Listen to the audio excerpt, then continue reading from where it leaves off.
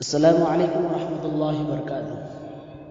نحمدہ ونصلی علی رسولہ الکریم، اما بعد۔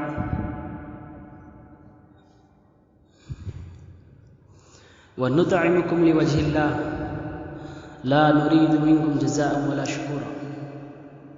سورۃ الدہر کی آیت ہے، تو اس حساب سے موضوع آج کا یہ ہے کہ جو بھی کام کیا جائے دنیا میں تو رب العالمین کی رضامندی اس میں پوشیدہ ہو۔ تو اللہ کی رضامندی کے لیے کام کرنا یہ بہت افضل چیز ہے۔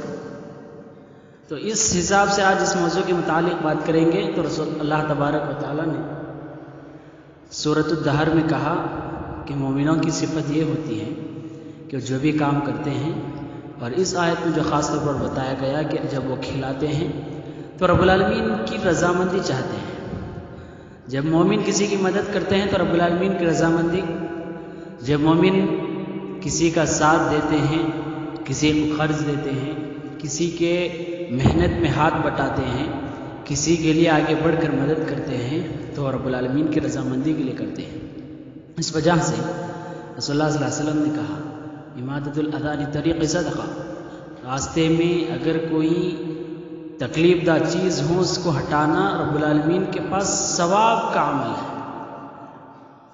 تو اس حساب سے راستے میں کسی چیز کو ہٹانا ہو، کسی کی مدد کرنا ہو، کسی کا ساتھ دینا ہو، ماں باپ ہو، اپنے بھائی بہن ہو، دوست پڑوسی ہو، باہر کے اندر کے لوگ ہوں، مسلمان غیر مسلم ہو، کوئی بھی ہو، دوست ہو کے دشمن، آپ ان سے دوستی کریں تو رب العالمین کے لیے دوستی کریں، آپ کسی سے دشمنی کریں تو رب العالمین سے دشمنی کریں، آپ کوئی کام کریں تو رب العالمین کی رضامندی درمیان میں موجود ہو، تو یہ عمل صرف عمل نہیں کہلائے گا بلکہ اسے عبادت کہتے ہیں۔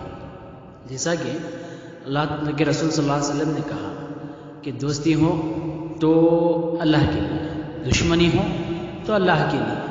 اگر اس طرح ہو تو سمجھو آپ کے اندر ایمان کی اعلیٰ صفت ہے، ایمان کے اعلیٰ مقام پر تم فائز ہو چکے ہو۔ تو ہر عمل، ہر عادت اور ہر کام اگر اس کے اندر نیت صحیح رب العالمین کے لیے، رضامندی کے لیے ہو تو یہ ہر عمل، ہر کام عبادت کہلائے گا۔ اس لیے مومنوں کا ہر کام اور مسلمانوں کا ہر کام عبادت ہوتا ہے کہ وہ کھاتا پیتا ہے، زندہ رہتا ہے تو رب العالمین کے لیے، اور جب وہ کام کرتا ہے تو رب العالمین کے لیے، کماتا ہے اور بچوں کو پالتا ہے تو رب العالمین کے لیے۔ کس طرح کہ انسان جب تک اللہ تبارک و تعالیٰ اسے زندہ رکھے اس وقت تک زندہ رہنا، اس کے لیے اپنے جسم کی، اپنی طبیعت کی حفاظت کرنا یہ بھی عبادت ہے، اور کمانا عبادت ہے۔ کیسا؟ اللہ کے رسول نے کہا کہ بہترین صدقہ وہ ہے جو اپنی بیوی کو اپنے ہاتھ سے لقمہ کھلائے۔ تو اپنی بیوی کے لیے کمانا، بچوں کے لیے کمانا، گھر کی ذمہ داریوں کا لحاظ رکھنا یہ عبادت ہے۔ اس طرح دنیا کا ہر عمل اگر اس کے ماتحت یا اس سے پہلے نیت رضامندی کی ہو تو یاد رکھ لو یہ عمل عبادت کہلائے۔ اور جو عمل اس طرح رضامندی کے ساتھ کیا جائے اس پر اجر ہے، قیامت کے دن اس کا بدلہ دیا جائے گا۔ اگر اعمال اس کے مخالف ہو تو اس وقت یہ قابل جرم بھی ہے۔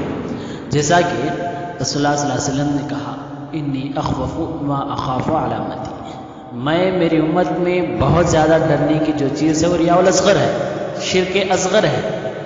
وہ کیا ہے کہ الریا، دکھاوا شرک اصغر ہے۔ تو رسول اللہ صلی اللہ علیہ وسلم نے کہا ہر کام اگر رب العالمین کی رضامندی کے مخالف ہو تو وہ قابل جرم ہے، گناہ ہے، اور یہ گناہ کبیرہ گناہ ہے، یہاں تک کہ شرک تک پہنچ چکا ہے۔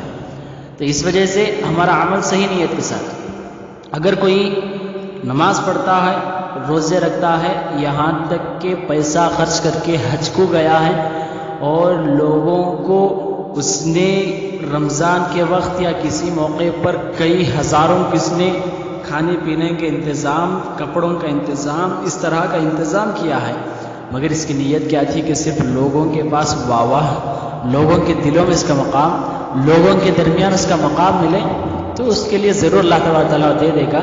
مگر اس کے لیے گناہ ہے، وہ قابل جرم ہے۔ اگر وہی انسان یہ تمام اعمال رب العالمین کی رضامندی کے لیے کرے تو وہاں اس کے لیے قابل ثواب ہے۔ اس وجہ سے ہمارا عمل، ہر کام، ہمارا سونا اٹھنا ہو، کھانا پینا ہو، ہمارا دوسروں کے ساتھ سلام خیریت ملنا ہو، ہمارا دوسروں کے ساتھ دوستی اور دشمنی ہو، ہر چیز رب العالمین کی رضامندی کا ماتحت رہنے دیجیے، رہنے کی کوشش کریں، جس میں ہمارے لیے قابل ثواب ہے۔ اللہ تبارک تعالیٰ سے دعا ہے کہ اللہ تعالیٰ ہمارے اعمال کو خلوص سے نیت کے ساتھ کرنے کی توفیق عطا فرمائے۔ آمین۔ السلام علیکم ورحمۃ اللہ۔